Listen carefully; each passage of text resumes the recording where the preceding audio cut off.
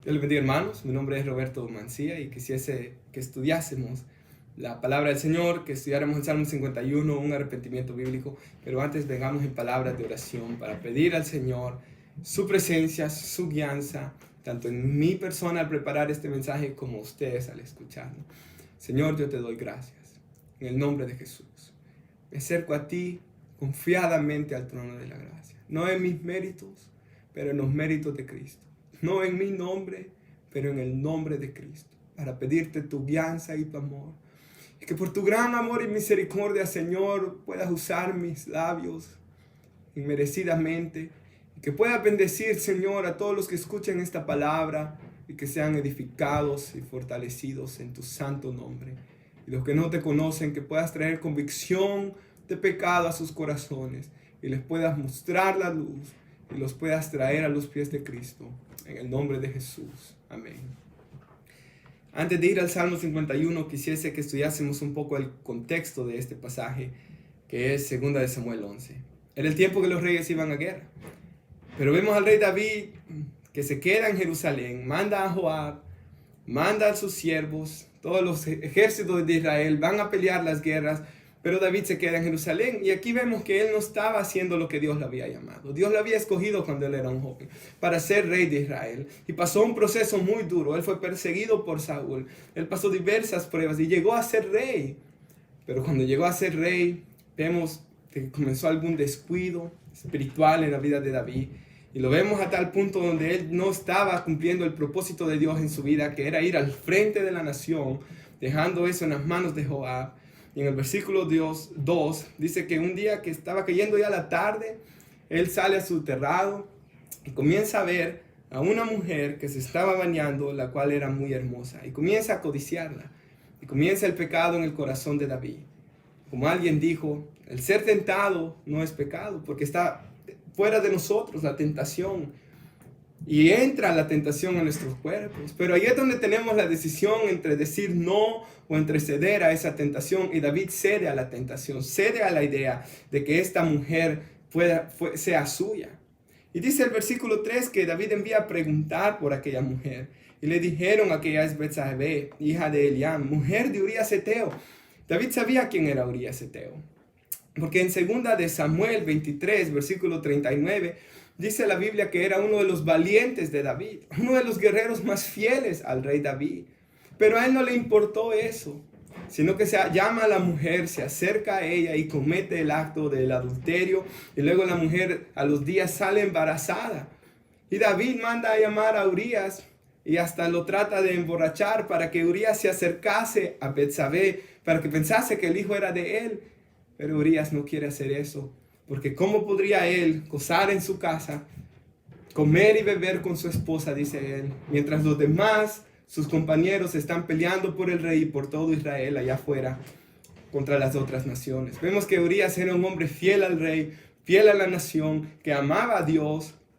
Entonces viene el rey David, escribe una carta, pone su sello de rey, la envía por manos de Urías, quien se la lleva a Joab, el general del ejército. Cuando Joab abre la carta, ahí el rey David ha escrito: ponme a Urías al frente de la batalla. Cuando él esté al frente, échense atrás para que él muera. Y así es como sucede. Una vez él muerto, David manda a llamar a la mujer de nuevo, la toma por mujer, ella da a luz a ese hijo, y todo el tiempo del embarazo, alrededor de un año, porque ella dio a luz al hijo, él mantuvo este secreto, este pecado en secreto, escondiéndolo a los ojos de todos los hombres. Pero en el final del capítulo 11 dice: mas esto que David había hecho, capítulo 11, versículo 27, fue desagradable ante los ojos de Jehová. El Señor, hermanos, no se quedó simplemente viendo que David había hecho esto, sino que al ver que él no se arrepentía, envía a su profeta, al siervo de Dios, Natán, que viene a David y le comienza a decir una parábola, que había dos hombres en una ciudad, que uno era rico, el otro era pobre. El rico tenía numerosas ovejas y vacas, el otro solo tenía una corderita que se había criado con él, que había crecido con él y con sus hijos juntamente, comiendo de su bocado, bebiendo de su vaso, durmiendo bajo su seno, y la tenía como una hija.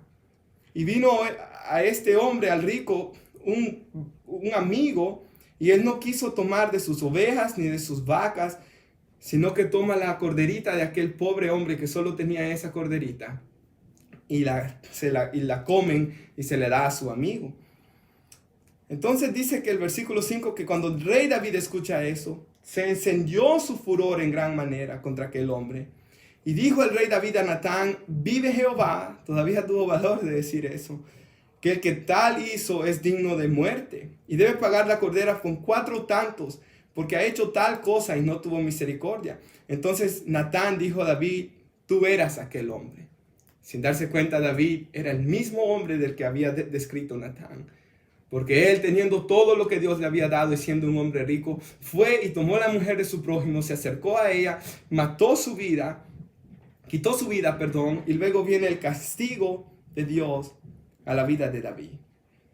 Y le dice aquí el Señor, en el versículo 9 del capítulo 12, por cuanto tuviste en poco la palabra de Jehová. David tuvo en poco todo lo que Dios quería hacer en su vida, todos los planes que Dios tenía para la vida de él. Y has hecho lo malo ante tus ojos. A Urías Heteo lo heriste a espada, tomaste su mujer y lo mataste con la espada de los hijos de Amón. Por lo cual ahora no se apartará jamás de tu casa la espada, por cuanto me menospreciaste y tomaste la mujer de Urías Heteo para que fuese tu mujer. Y si usted lee el pasaje, aparte de que siempre iba a haber guerra en la casa de David, el niño también muere, y ahí es donde David comienza a ayunar para que Dios no se llevara al niño, pero Dios se lleva al niño, y una vez se ha ido el niño, David se levanta, se baña, y dice David: yo ya no puedo traerlo aquí, pero yo sí puedo ir hacia donde está este niño. Y en ese contexto, hermanos, es que David escribe el Salmo 51. Arrepentido por su pecado, afligido por las consecuencias que venían también, y sobre todo con un dolor profundo de haberle fallado a Dios, él comienza a decir en el Salmo 51: ten piedad de mí, oh Dios, conforme a tu misericordia, conforme a la multitud de tus piedades, borra mis rebeliones. David apela a la misericordia de Dios. Misericordia que en el Salmo 63, versículo 3, dice que tu misericordia es mejor que la vida, mis labios te alabarán. David sabía la misericordia de Dios. Él conocía la gracia de Dios, que nuestro Dios es misericordioso y clemente. Él es lento para la ira y Él es grande en misericordia. Y David comienza a pedirle a Dios que por su misericordia perdonase la maldad de su pecado. Y misericordia es cuando Dios no nos da lo que merecemos. David no se merecía el perdón, como ninguno de nosotros merecemos el perdón que tenemos en el nuevo pacto en Cristo Jesús. Pero hermanos, David conocía la misericordia de Dios.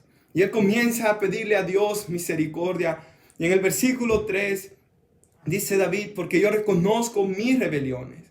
Mi pecado está siempre delante de mí.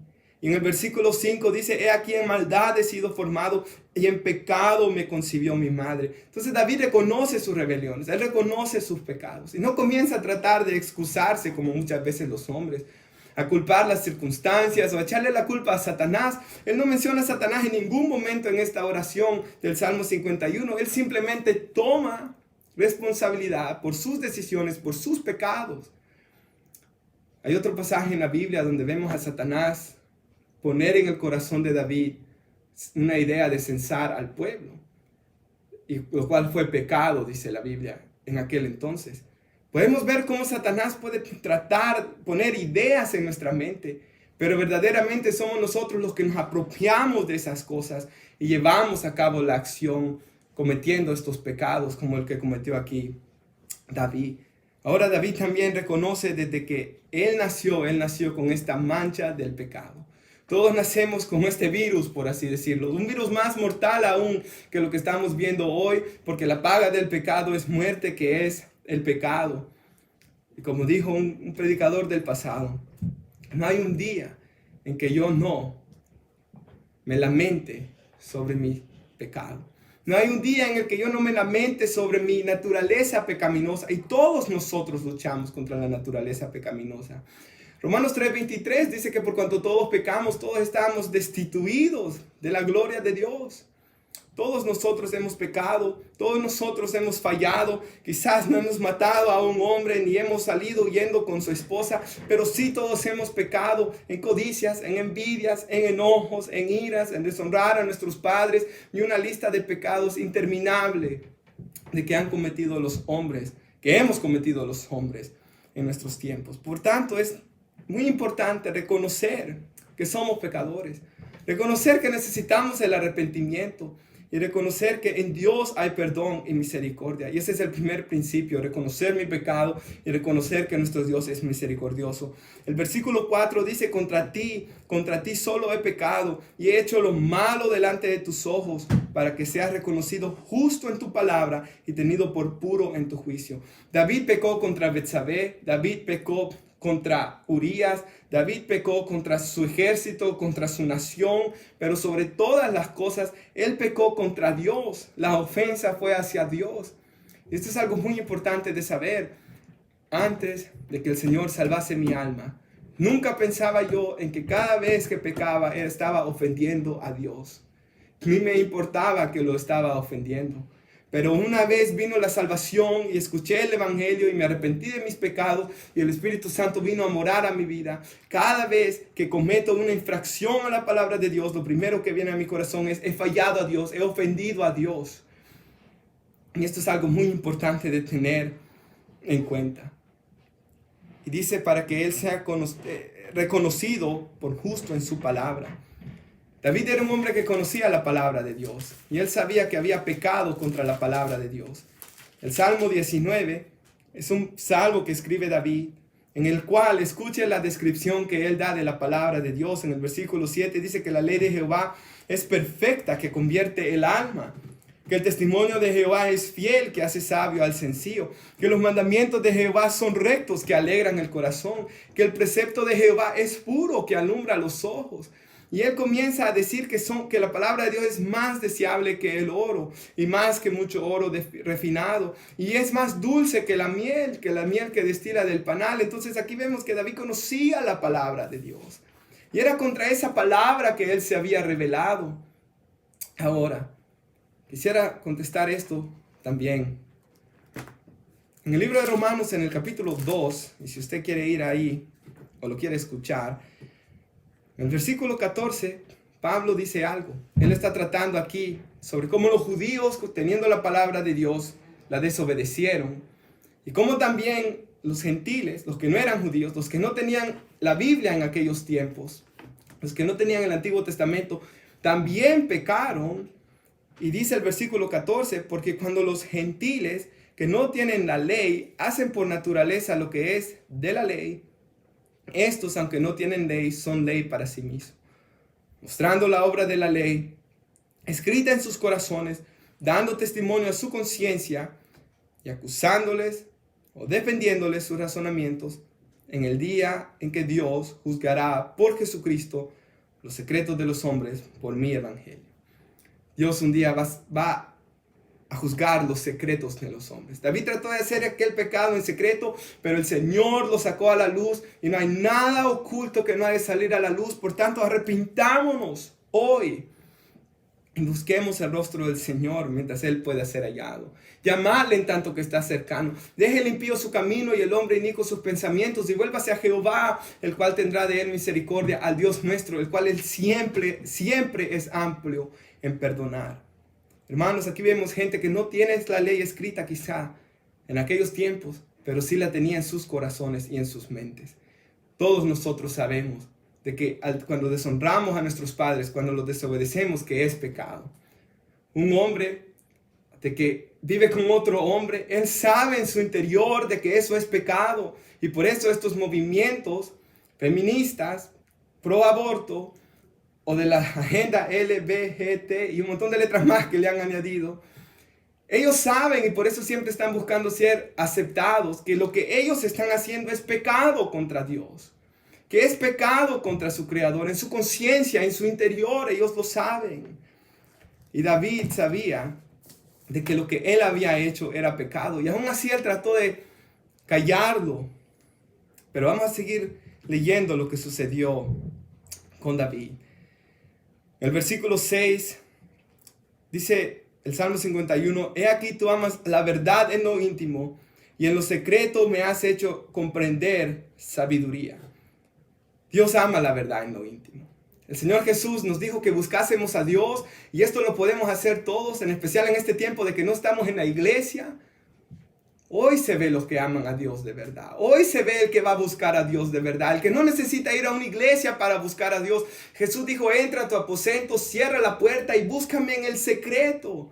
Este no es un tiempo para estar viendo televisión todo el día o videojuegos, los jóvenes. Este es un tiempo para buscar a Dios, para orar a Dios, para crear intimidad con Dios. Y el espíritu está dispuesto, la carne es débil. Por tanto, debemos andar en el espíritu y no satisfacer los deseos de la carne. El Señor ama la verdad en lo íntimo. Y de lo íntimo de su corazón, David, con un corazón sincero, viene y trae un arrepentimiento al Señor. Hablando del secreto, Proverbios 28:13 dice que el que encubre sus pecados no prosperará jamás, pero el que los confiesa y se aparta alcanzará misericordia. Luego, en el versículo 7, comienza a pedir que Dios lo purifique con hisopo y seré limpio. Lávame y seré más blanco que la nieve. Lo cual lo vuelve a repetir en el versículo 9, donde dice David a Dios, esconde tu rostro de mis pecados y borra mis maldades. Y en el versículo 2 había dicho, lávame más y más de mi maldad y límpiame de mi pecado. David se sentía sucio por causa de su pecado. Y él tenía su conciencia sucia.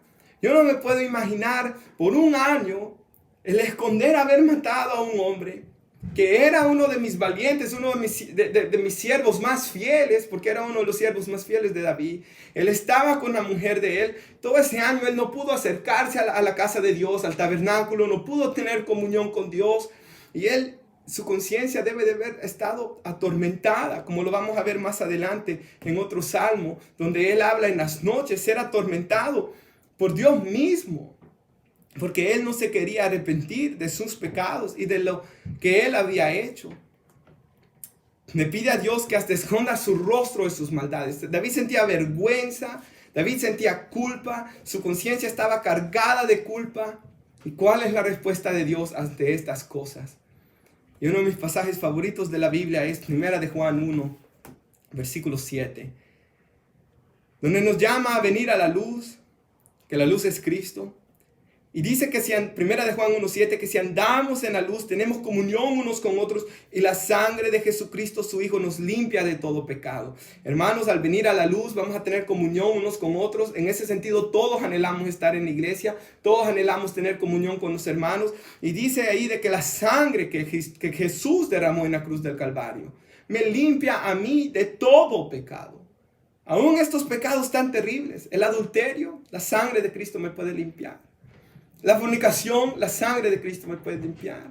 Un homicidio, homosexualismo, he cometido un aborto, siento mi conciencia atacada y traumada por el pecado que he cometido. Todos hemos pecado.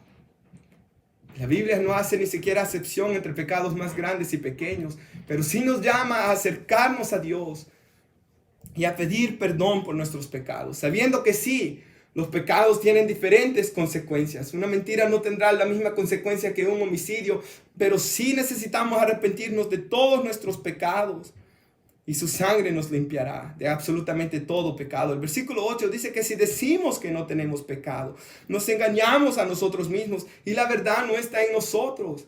Si alguien viene acá a decir, otros pecadores, yo no peco, es un mentiroso. En el momento que yo me acerque y le diga, hermanos, yo no cometo pecados, en ese momento soy un gran mentiroso. Por eso el versículo 7, donde dice que la sangre de Cristo me limpia, en el griego es una palabra de que significa me limpia y me sigue limpiando. La sangre de Cristo no solo me limpió cuando tenía 16 años y pasé al altar arrepentido de mis pecados, pidiéndole a Dios que cambiase mi vida, que me sacara del hoyo en el que yo me encontraba. No, su sangre me sigue limpiando hasta el día de hoy. Y confío en el Señor que me limpiará hasta poder llegar a su presencia. El versículo 9 dice que si confesamos nuestros pecados. La palabra confesar en el griego aquí es ponerme de acuerdo con Dios. Que lo que Dios dice que es pecado, es pecado. Y quizás usted esté ahí y diga, para mí la borrachera no es pecado.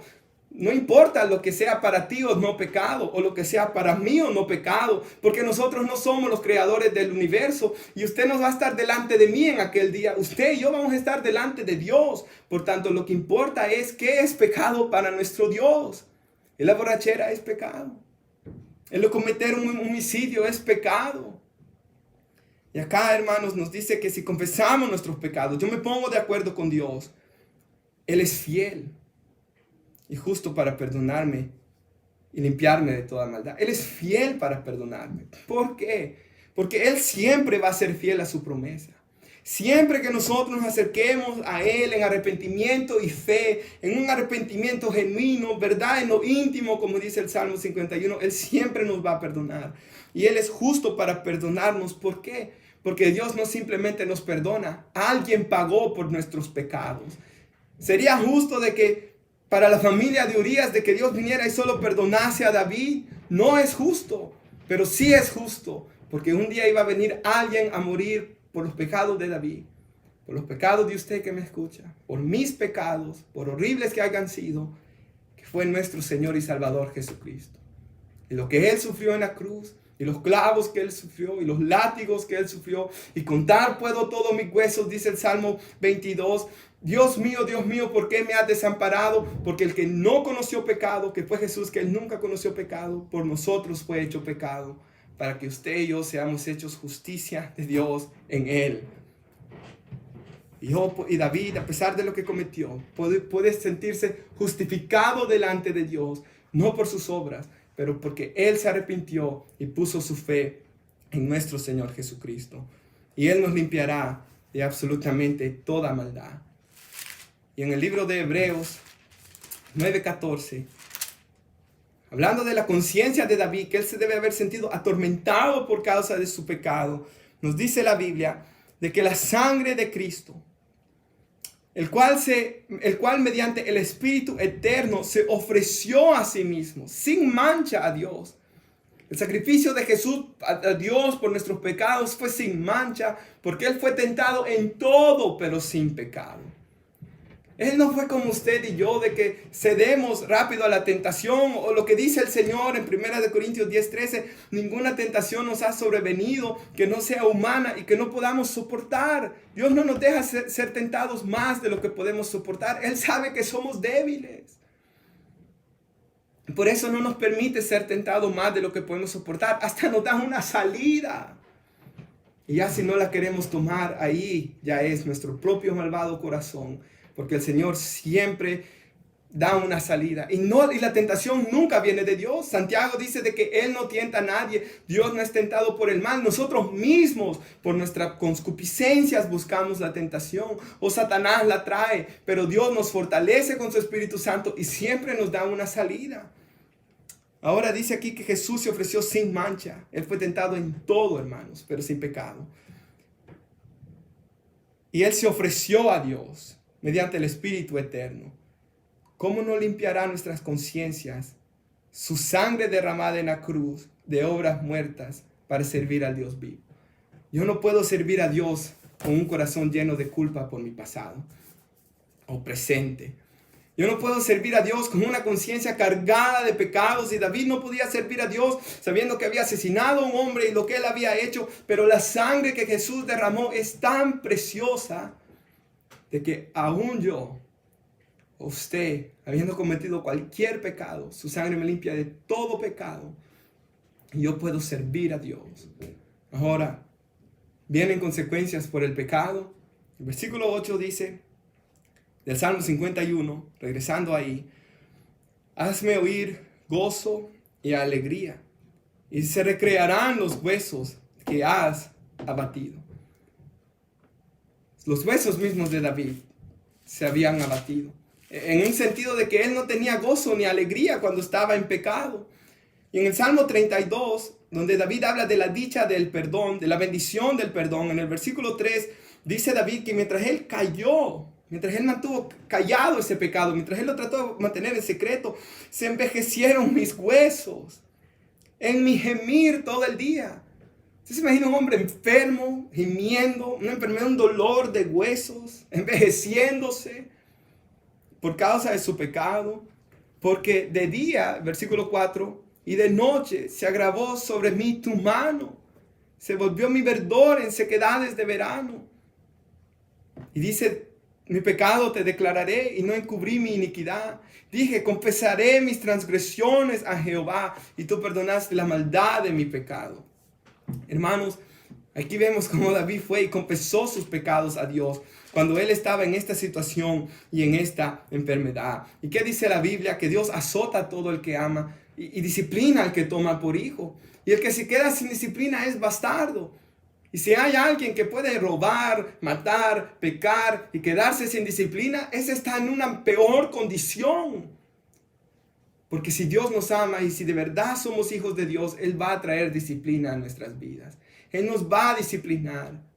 Porque imagínense, hermanos, los que tengan hijos, cuando nosotros estábamos en nuestras casas, si nuestros papás nos dejaran hacer todo lo que quisiéramos, y nos ven que venimos con droga a nuestro hogar y nos lo dejan pasar por alto, con bebidas alcohólicas, andando en malos caminos, y luego voy a la cárcel y comienzo a sufrir las consecuencias, ando en pandillas y mis padres me dejan, lo que significa es que no le importo a mis padres y por eso me dejaron. Pero si mis padres me instruyeron, me disciplinaron en el sentido de que ayudar en la casa o estudia o ve a la iglesia, pero también en el sentido de que me dieron con el cincho y me disciplinaron y me aconsejaron y me regañaron también. Eso significa de que ellos me amaban porque ellos estaban pendientes de nosotros. Dios nos ama. Y si tú has entregado tu corazón a Cristo, de verdad has nacido de nuevo, Él no te va a dejar salirte con la suya a la hora de pecar. La disciplina de Dios va a venir. Yo recuerdo una vez, orando, le decía al Señor de que nunca me permitiera alejarme de Él. Que cuando Él viera que mi corazón se comenzara a alejar, trajera disciplina para que yo no me alejase de Él. Y yo creo, hermanos, de que esa es una oración muy importante para que nunca nuestro corazón cambie con Dios. Porque cuando David, hermanos, mantuvo este pecado, él cambió, su primer amor lo perdió. Más adelante vuelve a decir de que le volviese Dios el gozo de su salvación. Pero antes de eso, en el versículo 10, David dice del Salmo 51, crea en mí, oh Dios, un corazón limpio y renueva un espíritu recto dentro de mí. ¿Dónde estaba el problema de David? En su corazón. Jeremías 17:9 dice que engañoso es el corazón más que todas las cosas y es perverso. Y Jesús dijo de que del corazón salen los pecados que cometió David. Adulterios, homicidios, pero también las mentiras, cuando calumniamos, cuando maldecimos, todo esto sale del corazón. Por eso en el nuevo pacto Dios dice que va a quitar ese corazón de piedra y nos va a dar un corazón nuevo y va a poner su espíritu en nosotros, va a escribir sus leyes en nuestro corazón para cambiar nuestras vidas. Cuando venimos a Cristo, Él cambia nuestro corazón. Quita aquel corazón de piedra, un corazón muerto en delitos y pecados que no quiere tener comunión con Dios. Me da un corazón nuevo, pone su espíritu en mí.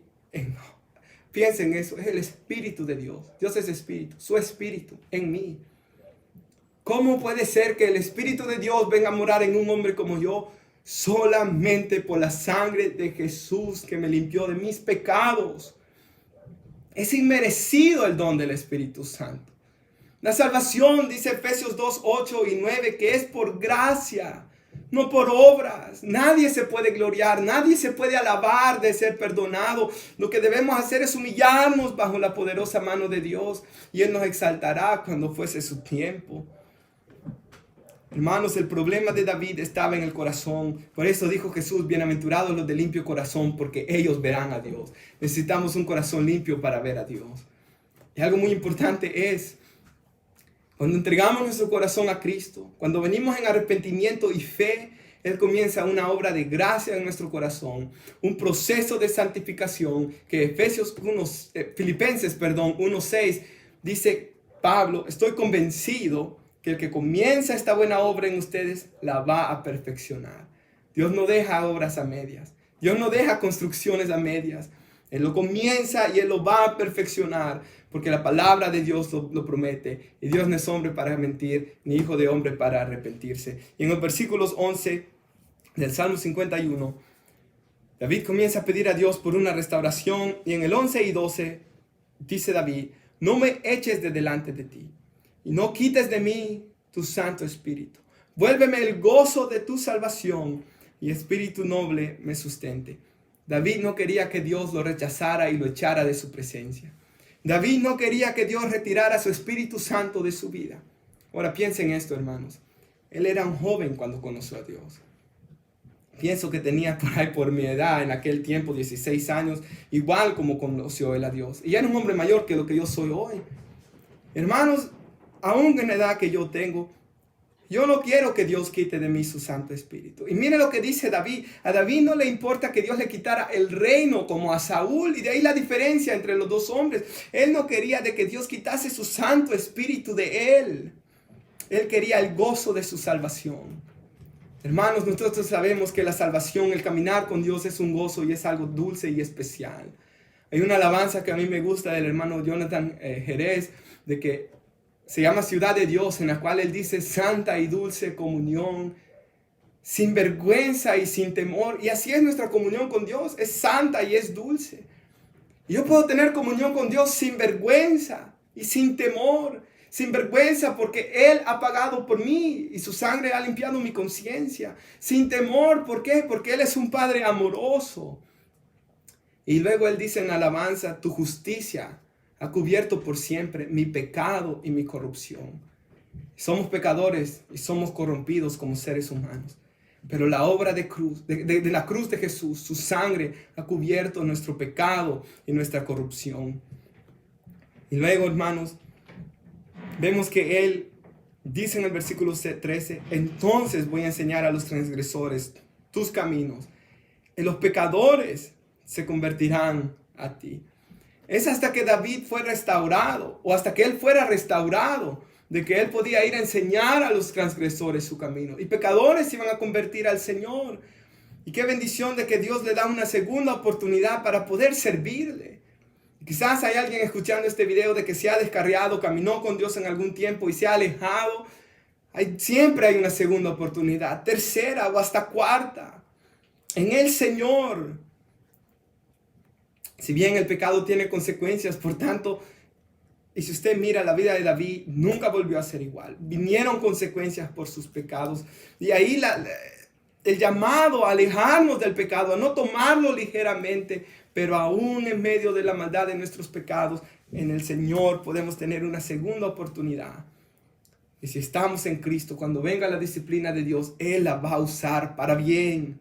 Él nos va a hacer más conforme a su Hijo. Pero si usted quiere seguir pecando sin Dios, no os engañéis, Dios no puede ser burlado. Todo lo que el hombre sembrare, eso también va a cosechar. Y de la carne va a cegar corrupción. Y va a comenzar a cosechar la maldad de sus actos. Y lo peor va a ser que las consecuencias no le van a ayudar para bien. Se va a seguir hundiendo en sus pecados. Pero si usted viene a Cristo, aún las consecuencias de sus pecados, Dios las va a usar para bien. Ahora, hermanos, vemos en el versículo 14 de que David pide a Dios que lo libre de homicidios. Oh Dios, Dios de mi salvación, cantará mi lengua tu justicia. Señor, dice el versículo 15, abre mis labios y publicará mi boca tu alabanza. El dulce cantor de Israel, como lo llama más adelante, en segunda de Samuel la Biblia, primera de Samuel, cuando termina el libro de primera de Samuel por ahí, segunda de Samuel, perdón. El dulce cantor, como lo llama la Escritura, un hombre que ya no había estado cantando a Dios. Pero hoy él puede cantar al Señor, hoy él puede alabar al Señor, porque él ha sido perdonado de sus pecados. Y en el versículo 17 dice que los sacrificios de Dios son el corazón, el espíritu quebrantado, al corazón contrito y humillado, no lo despreciarás tú, oh Dios. En el tiempo de que vivía el rey David se traían sacrificios al altar por sus pecados. Y todo el sacrificio del Antiguo Testamento apuntaba al sacrificio que iba a ser hecho sobre el monte Gólgota, sobre el monte Calvario, donde nuestro Señor Jesucristo iba a pagar por nuestros pecados. ¿Y cómo es que venía David a la presencia de Dios? con un corazón contrito y humillado. Así debemos venir nosotros. Pero si usted puede pecar y solo decir, oh Señor, perdóname, usted no ama a Dios. Pero si usted al pecar le duele en su corazón, el Espíritu Santo produce tristeza en su corazón, lo cual lo lleva al arrepentimiento. Ese es un arrepentimiento bíblico. Y el arrepentimiento bíblico trae frutos, siempre produce frutos. Por sus frutos los conoceréis, dice Jesús. El Señor quiere cambiar nuestras vidas, no nos quiere dejar como estamos. Por eso Jesús dice, yo soy la vid verdadera, ustedes son los pámpanos. Yo soy la vid, ustedes son las ramas, deben permanecer en mí. Si yo arranco una rama de un árbol, no va a seguir produciendo fruto, necesita estar conectada. Igual nosotros necesitamos estar conectados con Dios. Y si de verdad estamos en Cristo, van a salir buenos frutos, frutos dignos de arrepentimiento, dice la Escritura. Y nos dolerá en el corazón cuando fallemos a Dios. Y aquí podemos ver, como dice la Biblia, que de tal manera amó Dios al mundo, a hombres pecadores como David, como usted, como yo, que ha dado a su Hijo unigénito, para que todo aquel que en Él cree no se pierda, mas tenga vida eterna. Y cada vez que nos encontramos en pecado, como aquí David, debemos clamar a Dios por misericordia, debemos reconocer nuestros pecados y nuestras rebeliones, debemos en lo íntimo de nuestro corazón declarar nuestro pecado al Señor, arrepentirnos, pedirle que nos libre de homicidios, como en este caso, de cualquier pecado con el que usted esté luchando. Clamar a Dios que nos limpie con su preciosa sangre nuestras conciencias y nuestro corazón de la maldad de nuestros pecados. Que cree en nosotros un corazón limpio. Que no quite su espíritu de nosotros, como dice aquí la Escritura. Que vuelva el gozo de su salvación a nuestras vidas. Y entonces podremos alabar a Dios, cantar a Dios y servir a Dios. Como dice la Escritura, hoy es el día de salvación. Hoy es el tiempo de estar a cuentas con Dios. Y concluyo con esta Escritura de Isaías capítulo 1.